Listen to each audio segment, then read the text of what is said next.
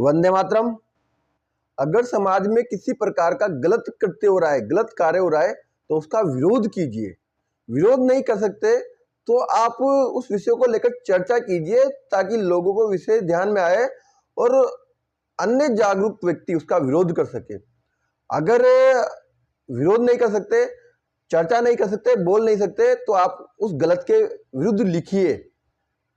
लिख नहीं सकते, चर्चा नहीं कर सकते, विरोध नहीं कर सकते, तो जो इस गलत कार्य को लेकर, कुकृत्य को लेकर समाज में जागरूक व्यक्ति विरोध कर रहा हो, लिख रहा हो, बोल रहा हो, तो उसका साथ दीजिए।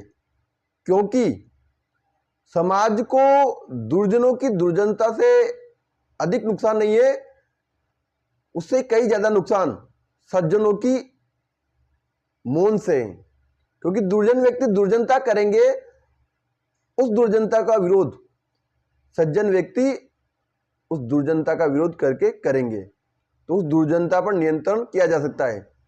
तो दुर्जन भले ही कितनी दुर्जनता करते रहे, लेकिन अगर सज्जन व्यक्ति सक्रिय हो और दुर्जनता का, उस गलत कार्य का विरोध करने के लिए खड़े हो, तो निश्चित रूप से समाज को खतरा नहीं है।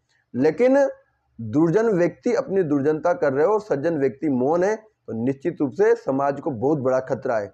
इसलिए कहा जाता है कि अगर कोई गलत कार्य समाज में आपकी दृष्टि में, आपका जानकारी में हो रहा है, तो उसका विरोध कीजिए।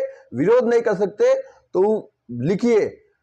उसके विरोध में विरोध नहीं कर सकते, लिख नहीं सकते, तो जो लोग विरोध कर रहे हैं, लिख रहे हैं, बोल रहे हैं, उनका साथ दीजिए ताकि उनको उसका उत्साहवर्धन हो और उस गलत कृत्य को नियंत्रण करने में, उस गलत कृत्य को समाप्त करने में कोई सज्जन व्यक्ति अपनी लड़ाई लड़ सके और दुर्जनता को समाप्त कर सके।